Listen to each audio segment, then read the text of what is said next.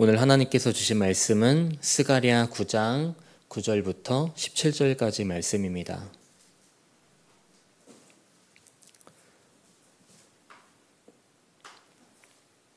스가랴 9장 9절부터 17절까지 말씀을 제가 봉독하겠습니다. 시온에 따라 크게 기뻐할지어다. 예루살렘에 따라 즐거이 부를지어다. 보라, 내 왕이 내게 임하시나니 그는 공의로우시며 구원을 베푸시며 겸손하여서 나귀를 타시나니 나귀의 작은 것 곧 나귀 새끼니라. 내가 에브라임의 병거와 예루살렘의 말을 끊겠고 전쟁하는 활도 끊으리니 그가 이방 사람에게 화평을 전할 것이요 그의 통치는 바다에서 바다까지 이르고 유브라데 강에서 땅끝까지 이르리라. 또 너로 말할진대 내 언약의 피로 말미암아 내가 내 갇힌 자들을 물 없는 구덩이에서 놓았나니 갇혀 있으나 소망을 품은 자들아 너희는 요새로 돌아올지니라. 내가 오늘도 이르노라. 내가 내게 갑절이나 갚을 것이라. 내가 유다를 당긴 활로 삼고 에브라임을 끼운 화살로 삼았으니 시온아, 내가 내 자식들을 일으켜 헬라 자식들을 치게 하며 너를 용사의 칼과 같게 하리라. 여호와께서 그들 위에 나타나서 그들의 화살을 번개같이 쏘아내실 것이며 주 여호와께서 나팔을 불게 하시며 남방 회오리 바람을 타고 가실 것이라. 만군의 여호와께서 그들을 호위하시리니 그들이 원수를 삼키며 물맷돌을 밟을 것이며 그들이 피를 마시고 즐거이 부르기를 술 취한 것 같이 할 것인즉 피가 가득한 동이와도 같고 피 묻은 제단 모퉁이와도 같을 것이라. 이날에 그들의 하나님 여호와께서 그들을 자기 백성의 양떼같이 구원하시리니 그들이 왕관의 보석같이 여호와의 땅에 빛나리로다. 그의 형통함과 그의 아름다움이 어찌 그리 큰지 곡식은 청년을 새 포도주는 처녀를 강건하게 하리라. 아멘. 오늘도 이 새벽에 주님의 거룩한 성전으로 나오신 우리 성도님들, 그리고 7시에 온라인으로 함께 하시는 성도님들을 주님의 이름으로 환영하고 축복합니다. 다음 주 월요일부터 5일 동안 오인옷의 감사라는 주제로 추수감사절 특별 새벽기도회가 시작됩니다. 이 특별 새벽기도회가 기대되시죠? 네, 오늘 이 새벽에 특별 새벽기도에 대한 기대감이 흘러넘쳐서 우리의 삶과 가정 속에, 그리고 우리의 발걸음이 닿는 곳곳마다 일하실 하나님을 찬양하는 시간이 되기를 바라고, 또 그 일하심을 바라보면서 감사의 고백을 선포하는 저와 여러분이 되시기를 주님의 이름으로 축복합니다. 우리가 계속해서 살펴보고 있는 스가랴서는 바벨론 포로에서 돌아온 이스라엘 백성들을 향한 이야기입니다. 70년이라는 긴 시간 동안 그 포로로 보냈고, 그리고 예루살렘으로 다시 돌아왔지만 현실은 여전히 절망적이었어요. 성전 재건의 진행은 앞으로 나아가지 못했고 주변 강대국들의 위협 또한 끊이지 않았습니다. 그리고 경제적으로도 굉장히 어려운 상황이었어요. 이런 여러 가지 상황으로 인해서 이스라엘은 과연 우리의 왕은 누구인가? 우리에게 미래가 있는 것인가? 이런 근본적인 질문을 던지면서 절망감에 빠져 있었습니다. 하지만 하나님께서는 이런 절망감과 좌절감에 빠져 있는 이스라엘에게 스가랴 선지자를 통해서 소망의 메시지를 전하고 계세요. 오늘 그 소망의 메시지가 무엇이고 그 속에 담겨있는 하나님의 마음은 무엇인지를 발견하길 바라고요. 특별히 오늘 본문을 통해서 우리가 좀 주목해야 될 부분, 즉 하나님께서 절망에 빠져있는 이스라엘 백성들을 어떤 식으로 인도하시는지 그 과정을 주목하면서 하나님만을 온전히 바라보겠다고 결단하는 귀한 시간 되시기를 주님의 이름으로 축복합니다.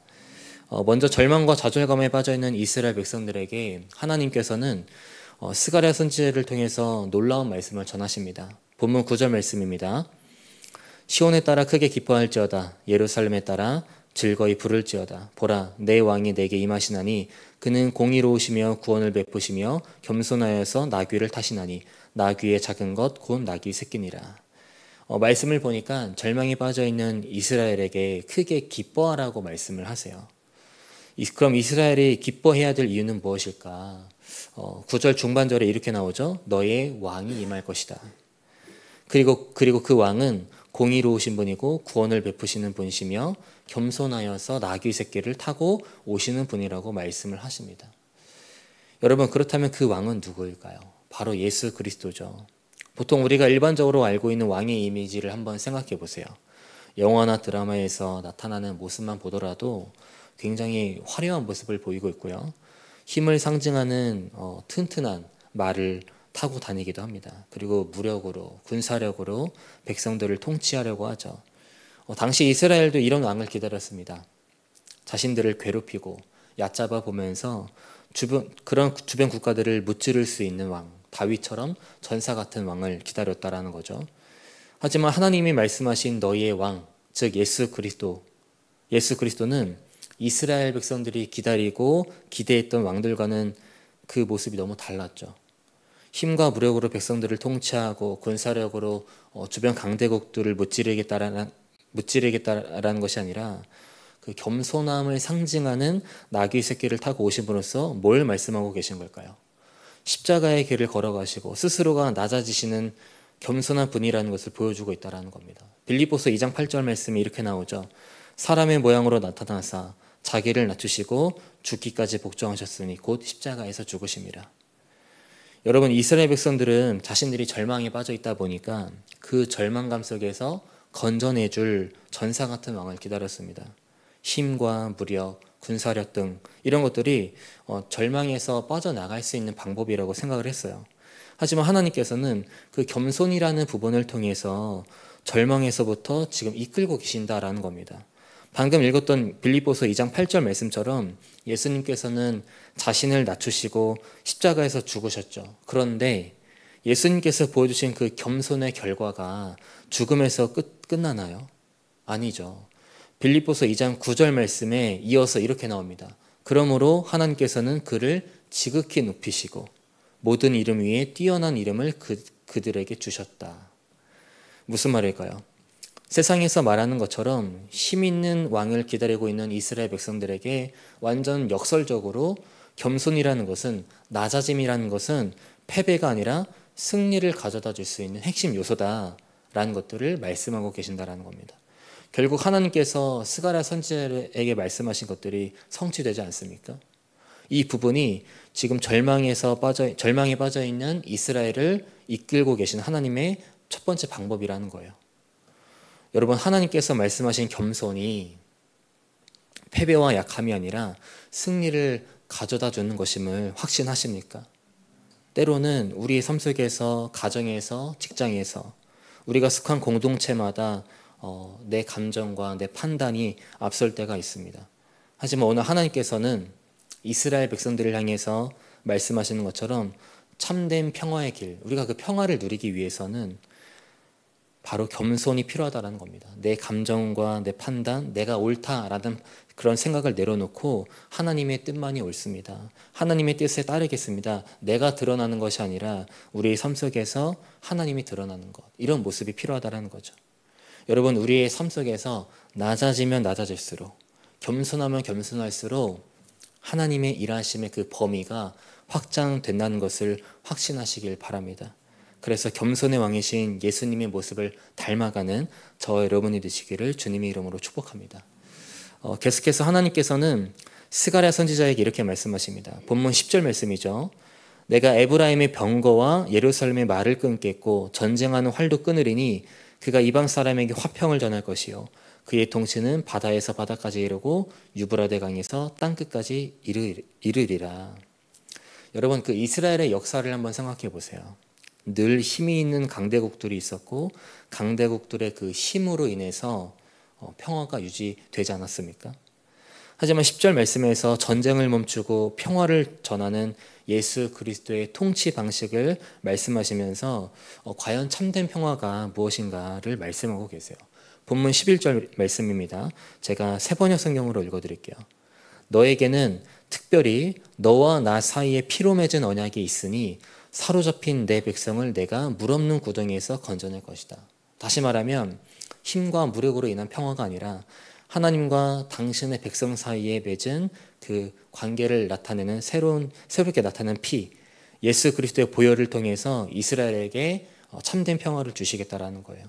누가복음 22장 20절 말씀에 이렇게 나와 있습니다. 이 잔은 내 피로 세우는 새 언약이니 곧 너희를 위하여 붓는 것이라. 무슨 말입니까? 예수 그리스도의 보혈만이 절망에서부터 자유를 줄 수 있고 그것이 참된 평화를 이끌 것이다 라는 것들을 말씀하고 계신다라는 겁니다. 오늘 본문 12절에서 하나님이 스가랴 선지자에게 뭐라고 말씀하고 계십니까?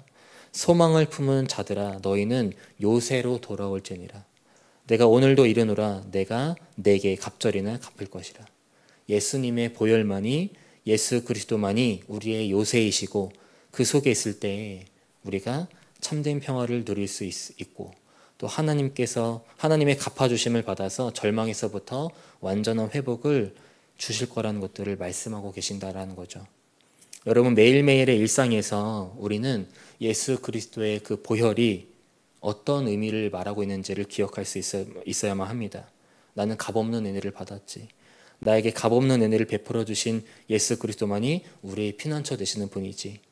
이런 확신을 갖고 나 한 사람을 위해 흘리신 그 보혈의 의미를 명확하게 기억하면서 우리는 참된 평화를 누릴 수 있어야 된다는 거죠. 마지막으로 하나님께서는 절망에 빠져있는 이스라엘 백성들을 어떤 식으로 인도하시는가? 본문 13절 말씀 보시기 바랍니다. 내가 유다를 당긴 활로 삼고 에브라임을 끼운 화살로 삼았으니 시온아 내가 내 자식들을 일으켜 헬라 자식들을 치게 하며 너를 용사의 칼과 같게 하리라. 여러분, 하나님께서는 이스라엘을 당신의 전쟁 도구로 사용하셔서 이방 민족을 심판하겠다고 말씀하고 계십니다. 유다를 당긴 활로 삼고 에브라임을 끼운 화살로, 그리고 시온 사람들을 자신의 칼로 사용하겠다고 말씀하고 계세요. 다시 말하면 당신의 백성들이 연약할지라도 하나님의 손에 붙들리면 결국 하나님의 손길에 쓰임받는 도구가 된다는 거죠. 그럼 연약한 우리가 하나님의 손길에 붙들리면 어떻게 되는가? 오늘 본문 15절 16절 말씀에 이렇게 나와 있습니다. 만군의 여호와께서 그들을 호위하시리니, 16절입니다. 이날에 그들의 하나님 여호와께서 그들을 자기 백성의 양떼같이 구원하시리니 그들의 왕관의 보석같이 여호와의 땅이 빛나리로다. 여러분, 절망에 빠져있는 이스라엘 백성들을 향해서 하나님께서는 그들을 사용하실 거라고 말씀하고 계십니다. 너희를 내 손에 붙들린 도구로 사용할 거라고, 세상을 변화시키는 도구로 사용할 거라고, 그래서 당신의 영광을 드러내는 왕관의 보석으로 세우실 거라고 말씀하고 계세요. 그 어떤 말보다 절망에 빠져있는 이스라엘에게 힘이 되고 위로가 되지 않겠습니까? 저희들도 마찬가지죠. 우리가 마주한 상황은 다 다르겠지만 하나님께서는 우리를 통해 이 세상 속에서 당신의 뜻을 이루고 계십니다. 우리 한 사람 한 사람을 당신의 영광을 드러내는 왕관의 보석으로 세우고 계세요. 우리는 내가 쓰임받고 있구나. 비록 부족하고 연약한 나이지만, 때로는 참 절망에 빠질 때도 있지만, 그럼에도 하나님께서는 그런 나를 사용하고 계시는구나. 이런 확신을 갖고 우리 삶 속에서 일하시는 하나님을 온전히 바라보면 되는 것입니다. 여러분, 세상은 눈에 보이는 것만을 봅니다. 눈에 보이는 어떤 결과물만을 보게 되고 눈에 보이는 승리만을 보게 되죠. 하지만 하나님께 붙들린 삶은 그 자체가 승리의 삶이고 어떤 환경에서도 어떤 상황에서도 왕관의 보석처럼 빛날 수 있게 되는 거예요. 바라는 것은, 참된 평화를 누린다라는 것은 하나님께 붙들린 삶이라는 것을 기억하시고 확신하시기를 바랍니다.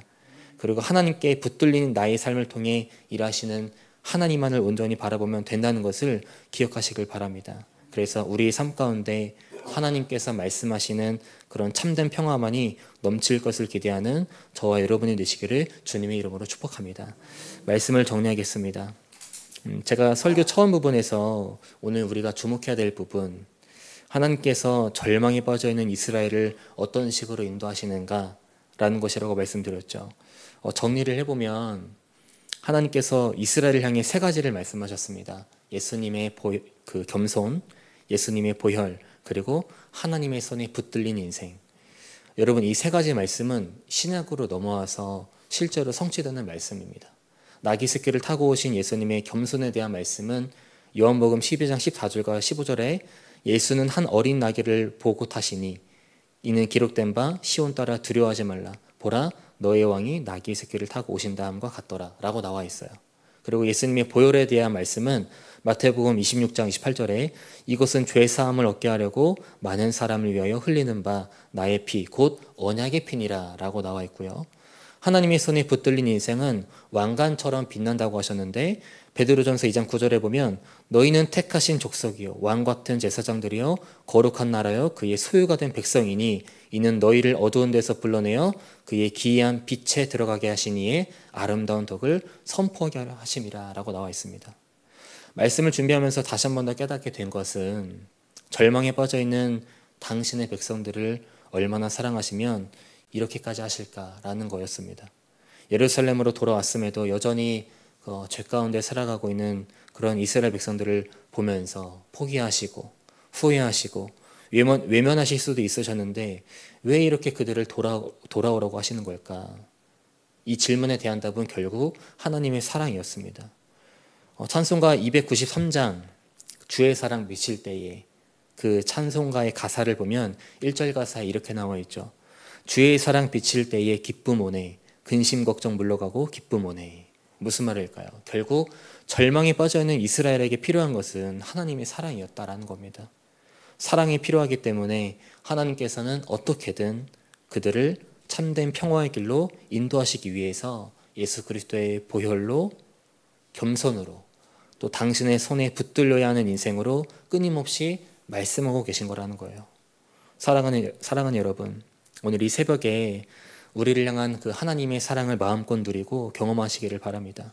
우리가 때로는 이스라엘 백성들처럼 절망을 맞이할 때도 있겠지만 하나님은 그런 우리를 향해서 끊임없이 당신의 사랑을 비추시면서 참된 평화의 길로 인도하고 계신다는 사실을 기억하시길 바랍니다. 그래서 예수 그리스도의 겸손과 보혈로 언제나 승리하는 삶, 하나님의 손에 붙들려서 왕관처럼 빛나는 그런 삶이 될 것을 기대하는 저와 여러분이 되시기를 주님의 이름으로 간절히 축복합니다. 기도하겠습니다. 언제나 우리와 함께 하신 하나님, 오늘 말씀을 통하여서 절망에 빠져있는 이스라엘을 어떻게 인도하시는지 살펴봤습니다. 우리 삶 속에도 여러 가지 어려움으로 인하여서 절망감을 느끼고 또 좌절감을 마주할 때가 있습니다. 하지만 그 순간에도 하나님은 우리를 향해 끊임없이 당신의 사랑을 비추셔서 절망으로부터 참된 평화의 길로 소망의 길로 인도하고 계신다는 사실을 다시 한 번 더 깨달았습니다. 이 사실을 언제나 기억하여 겸손의 모습으로 또 예수님의 보혈을 기억하는 모습으로 또 하나님께 붙들린 모습으로 살아갈 수 있도록 인도하여 주시옵소서. 이 시간 우리 스프교회를 위해서 기도합니다. 이 땅에 우리 스프교회를 세워주시고 116년이라는 시간 동안 지켜주심에 감사합니다. 우리 교회가 이 지역과 사회 그리고 열방을 향해서 주님의 대위임령을 순종하여 선교적 교회로서 쓰임받을 수 있게 하시고 또한 많은 목회 사역을 감당하시는 김재노 담임 목사님과도 함께 하셔서 언제나 지치지 않도록 새 힘을 부어 주시옵소서. 특별히 10월 한 달 동안 장기 결석자를 위해 기도하고 있습니다. 우리에게 주신 사명을 다시 한 번 더 기억하여 복음 전파를 위한 열정에 넘치게 하시고 하나님의 일하심을 기대하고 확신할 수 있도록 붙잡아 주시옵소서. 그래서 장기 결석자들이 우리 스프교 공동체로 다시 나와 하나님의 사랑을 마음껏 경험할 수 있도록 역사하여 주시옵소서. 다음 세대를 위해 기도합니다. 각 부서의 예배 속에 하나님의 은혜가 넘치는 예배가 되게 하시고 다음 세대의 삶의 기준이 세상이 아니라 거룩한 하나님의 말씀으로 세워질 수 있도록 인도하여 주시옵소서. 우리의 교회 안나선교회, 모세선교회 등 신앙에 선배되는 성도님들이 있습니다. 아침 저녁으로 쌀쌀한 날씨에 건강을 지켜주시고 언제나 하나님을 향해 감사의 고백에 넘쳐나는 성도님들이 될 수 있도록 함께하여 주시옵소서. 또한 열심히 땀 흘리며 헌신하는 청장년 선교원들이 있습니다. 어디를 가든지 선한 영향력을 끼칠 수 있도록 붙잡아 주시고 하나님께 쓰임받는 일꾼 될 수 있도록 인도하여 주시옵소서. 아프신 환우분들과도 함께 하셔서 전능하신 팔로 안아주시고 속히 건강이 회복될 수 있도록 역사하여 주시옵소서. 이 시간 귀한 예물 드렸습니다. 이 예물들이 하나님 보시기에 귀하고 아름다운 것에 쓰일 수 있도록 인도하여 주시고 오늘 하루 동안에도 우리를 참된 평화의 길로 인도하시는 하나님만을 바라보고 찬양하는 귀한 시간 될 수 있도록 함께하여 주시옵소서. 감사드리며 우리의 소망 되시고 구원자 되신 예수 그리스도 이름으로 기도드립니다. 아멘. 하늘에 계신 우리 아버지여, 이름이 거룩히 여김을 받으시오며 나라가 임하시오며 뜻이 하늘에서 이루어진 것 같이 땅에서도 이루어지이다. 오늘 우리에게 일용할 양식을 주시옵고 우리가 우리에게 죄 지은 자를 사하여 준 것 같이 우리 죄를 사하여 주시옵고 우리를 시험에 들게 하지 마시옵고 다만 하께서 구하시옵소서.